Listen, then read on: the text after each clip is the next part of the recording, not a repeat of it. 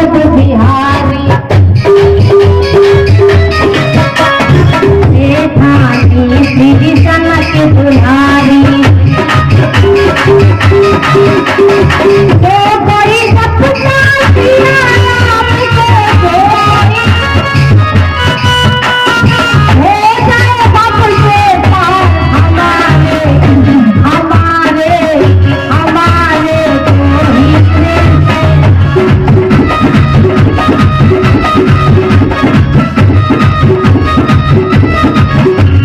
और जो सीताराम जी की शरण में आ जाता है तो क्या होता है, ना कोई चिंता ना कोई टेंशन। टेंशन क्यों बढ़ जाती है? क्योंकि राम नाम है मन में मंगल राम।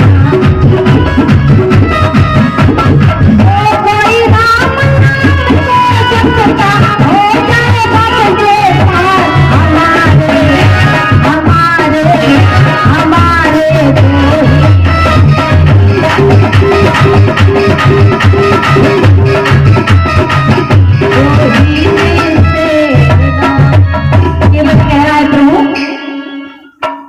अभी तो मैं आपके ही चरण धोने की बात कर रहा था, लेकिन अब मैं तीनों के ही चरण धोऊंगा तब नाव पर चढ़ाऊंगा। अब राम जी तुम कहोगे कि हमारे चरणों को धो लो, तभी मैं आपके चरणों को धोऊंगा। अब बताइए, चाहे जितना मानने वाला भक्तों को ये तो नहीं कहेगा कि भाई लो हमारे चरणों को धो लो। अब ये केवट कह रहा है आप कहोगे तभी मैं आपके चरणों को धोऊंगा। अब राम जी केवट की अटपटी बात सुन करके मुस्कुरा गए। गोस्वामी बाबा लिख रहे हैं, सुन के बट के बेन प्रेम लपेटे अटपटे बरसे करुणाएन चित है जान की लखन तन। राम जी मुस्कुरा गए। बस केवट यही चाहता था कि बस मेरे प्रभु प्रसन्न रहे, क्योंकि केवट ने उस दृश्य को देखा है जब राम जी सुमंत महाराज को विदा कर रहे थे, तो राम जी विदा करके इतने रोए कि राम जी के गाल पर आंसुओं की धारियां बन गई थी। तो केवट को लगा कि मेरे प्रभु इतने दुखी हैं, जब मेरे दरबार पर आएंगे तो मैं राम जी को रोते रोते नहीं हंसते हंसते विदा करूंगा। इसलिए जानबूझकर केवट अटपटी बातें कर रहा है। अब राम जी को कहना ही पड़ गया है, केवट कृपा सिंधु बोले मुस्काई सोई करो जिए नाव न जाई। और राम जी कह रहे हैं, बेज्ञान जल पाओ पखाई बेज्ञान जल पाओ पखाई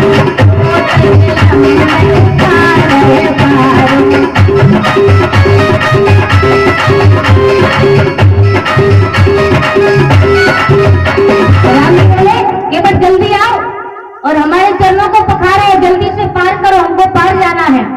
अब राम जी ने जब पांव पखारने की बात कही तो केवट बैठ गया, ना जल लेने के लिए गया नहीं ना कहीं गया। और राम जी ने कहा हमारे पांव को पखारो, तो केवट बैठ गया। अब लक्ष्मण भैया को लगा ये इतने सिर पर चढ़ा लेते हैं हर कोई को कि हम कुछ कह नहीं सकते।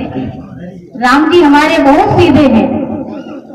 लक्ष्मण भैया ने कहा पता नहीं इसने क्या कह दिया और इसने क्या समझ लिया है, इसलिए बैठ गया है।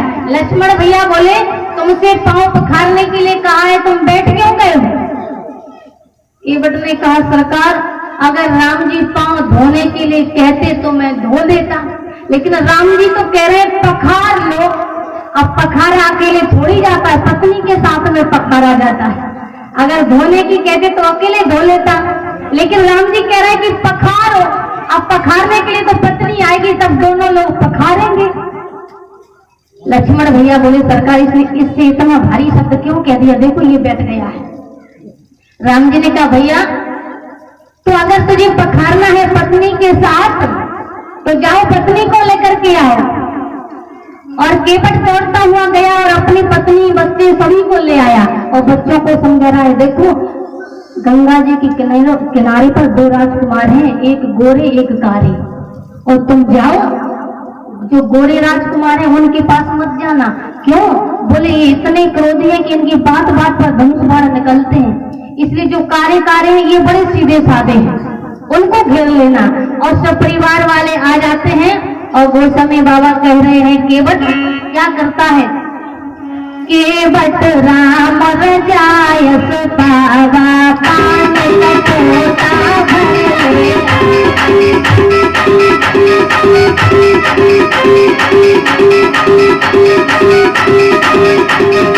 अति आनंद मरे अनुरागा चरण सरोज पठारन लागा। केवट बड़े प्रेम से, अब केवट भी बड़ा चालक था, गया उठाने के लिए कठोती नहीं लाया, सोचने लगा अगर कठोती ले गया कहीं इसके स्पर्श से नारी बन गई तो और विवाह करना पड़ेगा, कन्या बन गई तो विवाह करना पड़ेगा, इसलिए कठोरता में जल लेकर के आया। अगर ये बनेगा तो लड़का ही तो बनेगा, खूब नाव चले आएगा, हम सेठ बन करके बैठेंगे आराम से खाएंगे। केवट कठोरता में जल लेकर के आया और राम जी के चरणों को धो रहा है। जब केवट राम जी के चरणों को धोने लगे तो देवता आकाश से पुष्प वर्षा करने लगे, धन्य है केवट तुम्हारे भाग। अरे भगवान शंकर को तो भगवान का चरणामृत मिला है जो जटाओं पर धारण किया है, और धन्य है केवट तुझे तो भगवान के चरण ही मिल गए हैं। केवट धो रहा है आनंद से, एक पैर को धोया केवट ने और धो करके जल्दी से गटागट पी गया, फिर दोबारा धोने लगा और फिर दोबारा धो करके फिर गटागट पी गया, धोता चला जा रहा है, भगवान का चरणामृत पीते चला जा रहा है। अब राम जी ने कहा केवट अब तो हो गया। केवट बोला सरकार अभी बस एक बार और धोऊंगा, फिर मैं नहीं कहूंगा। अब राम जी के चरणों को तीसरी बार धोने लगा और तीसरी बार जैसे ही केवट धो करके जैसे ही अपने हाथ पैर को सोच रहा था कि कुछ पैरों के नीचे लगा लूं ताकि धूल ना आए। बोलो श्री सीताराम जी भगवान की।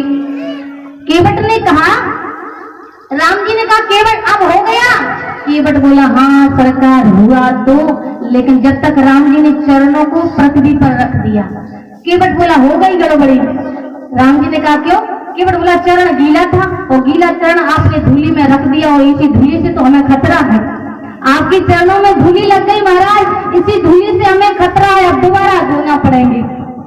केवट इतना विलंब कर रहा है कि मैं प्रभु को देखता रहूं, प्रभु चरण धुलाते रहे। केवट ने कहा प्रभु खतरा हो गया। राम जी बोले अब क्या करोगे? दोबारा धोना पड़ेगा। अब फिर उठाया, फिर धो रहा है। राम जी बोले केवट हो गया? केवट ने कहा सरकार अभी हो तो गया है, लेकिन चरणों में तो मुझे तो मिला, पर ये मेरे देखो छोट छोट हमारे बच्चे हैं, ये कैसे टुकुर टुकुर देख रहे हैं, इनको आपका चरणों में तो नहीं मिला है। लक्ष्मण भैया बोले अच्छा 3 बार चरणों को धो लिया, गटागट पी गए, इन बच्चों को क्यों नहीं दिया? केवट बोला पहले हमारा पेट तो भरे तब बच्चों का पेट भरेंगे, पहले हमारा ही तो भर जाए। अब राम जी से कहा सरकार एक बार और धोऊंगा। राम जी बोले ठीक है भैया धो ले। अब एक बार और धोया तो बच्चों को पिला दिया। अब लक्ष्मण जी ने कहा अब पार करो। केवट ने कहा सरकार कहाँ ले चले? लक्ष्मण भैया बोले अब ले चलो हमको पार करो। केवट बोला कहाँ ले चले? बोले पार करो। बोले महाराज आप तो पार होकर के चले जाएंगे, लेकिन ये गांव वाले हमें मार डालेंगे। क्यों? बोले ये गांव वाले कहेंगे केवल तूने चरणामृत पी लिया, अपने बच्चों को पिला दिया और हम गांव वाले के साथ में बेईमानी कर ली। कम से कम गांव वालों को भी तो आपका चरणामृत मिल जाना चाहिए। राम जी बोले ठीक है भैया गांव वालों को बुला ले। अब गांव वालों को बुलाया, बोले जितने भी गांव के लोग हैं सब आकर की इकट्ठी लेन लगा लो, आज राम जी का चरणामृत मैं बांट रहा हूँ। अब आकाश में 33 करोड़ देवता खड़े हैं। देवता आपस में कह रहे देखो भैया प्रभु का चरणामृत मिल रहा है, कहाँ मिलेगा, जल्दी से आओ लाइन में लग जाओ। सब देवता वेश बदल बदल करके आए हैं, गंगा जी के किनारे पर लाइन लगाए। अब सीता मैया ने भी सोचा और लक्ष्मण जी से बोली भैया ऐसा अवसर कहाँ मिलेगा? अरे जाओ प्रभु का चरणामृत मिल रहा है, लक्ष्मण तुम भी लाइन में लग जाओ। और लक्ष्मण भैया बोले हम तो राजकुमार हैं और राम जी के भाई, हमको लाइन में लगने की क्या जरूरत है। तो केवट के सामने गए और केवट से बोले लाओ केवट बोले क्या लाए? बोले राम जी का चरणामृत। बोले पहले लाइन में लगो। अब लक्ष्मण भैया जैसे तेज टल्ला, वो भी केवट लक्ष्मण जी से कहे लाइन में लगो। लक्ष्मण भैया बोले हम राजकुमार हैं। केवट बोले राजकुमार होंगे अयोध्या के, यहाँ के नहीं। बोले हम राम जी के छोटे भाई हैं। बोले होंगे, यहाँ तो राम दरबार है, यहाँ तो छोटे बड़े की बात ही नहीं है। भगवान के दरबार में तो सब समान है, ना किसी को कोई छोटा है ना कोई बड़ा है। जिसके हृदय में प्रेम है बस भगवान तो उसी के है। अब लक्ष्मण भैया को बड़ा गुस्सा आया, बेचारे लाइन में लगे। 2-4 घंटे बाद पता नहीं कब तक लक्ष्मण भैया का नंबर आया होगा। अब गांव वालों को चढ़ा में तो बांट दिया। अब राम जी ने कहा केवट अब तो हो गया। केवट भैया बोले सरकार एक बात बताओ, आपको परेशानी क्या है? राम जी बोले परेशानी, तुम एक चरण पकड़ के दो रहे हो, हम एक पैर से खड़े हैं, बताइए हम गिरेंगे नहीं? केवट बोले सरकार जब कोई जीव यदि एक पैर से चलता है तो वो भी सहारा ले लेता है, तुम भी सहारा ले लो। बोले किसका ले? केवट बोले हमारे सिर पे हाथ रख लो, बस नहीं गिरोगी। अब बताइए, ऐसे भक्त तो देखे हैं कि भगवान के सामने एक पैर से खड़े रहे, लेकिन ऐसा भक्त नहीं देखा कि भगवान को एक पैर से खड़ा करे हैं। बताइए, अब केवट के माथे पर भगवान ने हाथ रखा और केवट चरणों को धो रहा है बड़े प्रेम से और गाता जा रहा है। और क्या कह रहा है? सरकार मुझे बड़े सौभाग्य से आपके चरण मिले हैं, बस एक बार और धो ले लो। राम जी बोले केवट देर हो गई है, बहुत देर हो गई, अब तो पार करो। केवट बोला सरकार मैं आपके पीछे अपने घाट का नियम थोड़ी बदल दूंगा। राम जी बोले बताओ, अब घाट की बात आ गई, क्या बात है? केवट बोले सरकार पहले जो मेरे घाट पर सबसे पहले आते मैं उनको पार करता हूँ। राम जी बोले तो केवट सबसे पहले तो हम ही आए हैं। केवट बोला नहीं सरकार, सबसे पहले मेरे पुरखा खड़े हैं, मेरे पुरखों का अभी तक उद्धार नहीं हुआ है, सबसे पहले लाइन में लगाए खड़े हैं। सरकार मैं चाहता हूँ कि मेरे पितरों का भी उद्धार हो जाए, उनको भी चरणामृत मिल जाए। लक्ष्मण भैया को बड़ी गुस्सा आई, अभी इसको पुरखा तारना है, अभी इनको गांव वालों को तारना है, सबको तारना है। राम जी बोले ठीक है भैया, तुम्हारे पुरखा दिखाई तो दे नहीं रहे हैं। केवट बोला सरकार यही तो बात है, अगर आपको दिखाई दे जाते होते तो अभी तक तो तर जाते होते। यही तो सरकार आपकी दृष्टि जिस पर पड़ जाती है वो तर जाता है। अब केवट ने क्या किया? पद पखार जल पान कर आप सहित परिवार, खुद तरा परिवार को तारा और पितर पार कर प्रभु पुन मुदित गए ले पार। तो केवट ने खुद तरा, परिवार वालों को तारा, गांव वालों को तारा, अपने पुरखों को तारा। हम तो कहते हैं धन्य है वो बेटा जो कुल में अगर एक भक्त हो जाए, सारे कुल की 21 पीढ़ियां क्या, उन पीढ़ियों की गिनती नहीं होती कितनी पीढ़ियां तर जाती हैं। आजकल की माताओं को बेटा शराबी बन जाए इसकी चिंता नहीं है, जुआ खेलने लगे इसकी चिंता नहीं है, लेकिन बाबा ना बन जाए इसकी बड़ी चिंता रहती है। अरे मैया, बाबा भी वही बनते हैं जिस पर भगवान की कृपा होती है। हम तो कहते हैं भले ही भगवान हमको इंजीनियर बेटा न दे, भगवान से प्रार्थना करना है प्रभु हमें भले ही डॉक्टर बेटा मत देना, भले ही कमाऊ बेटा मत देना, लेकिन हमारे कुल में एक भक्त बेटा जरूर देना। केवट की तरह जो खुद करे वो परिवार वालों को भी तार दे दे। धन्य है केवट, आज सभी पूर्वजों का उद्धार किया और प्रेम से गंगा जी में राम जी को ले जा रहा है।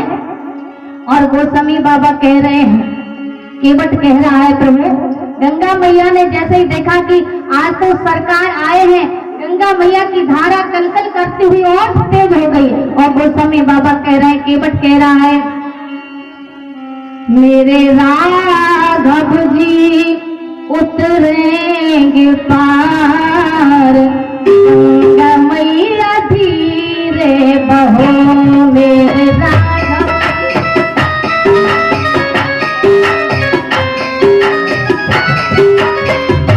मेरे राघव जी उतरेंगे पार, गंगा मैया धीरे बहो मेरे।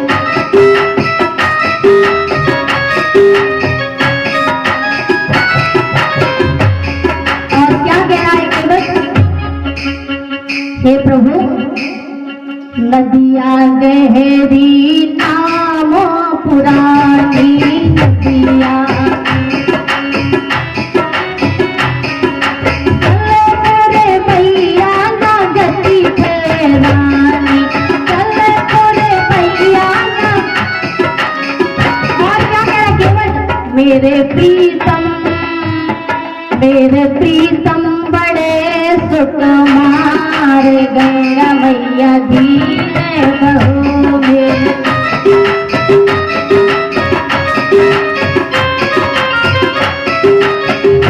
मेरी मैया में लक्ष्मण राम, गंगा मैया धीरे बहो मेरे।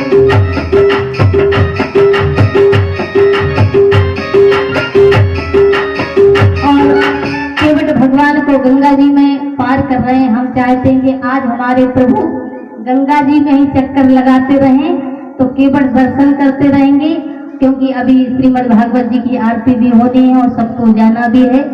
कल आपको गंगा मैया से पार कराएंगे, केवल आप कथा श्रवण करेंगे। अब इन्हीं शब्दों के साथ अपनी वाणी को विराम, दो बार भगवान नाम कीर्तन। सिया प्यारी प्यारी, सिया प्यारी प्यारी अवध बिहारी प्यारी, सिया प्यारी प्यारी।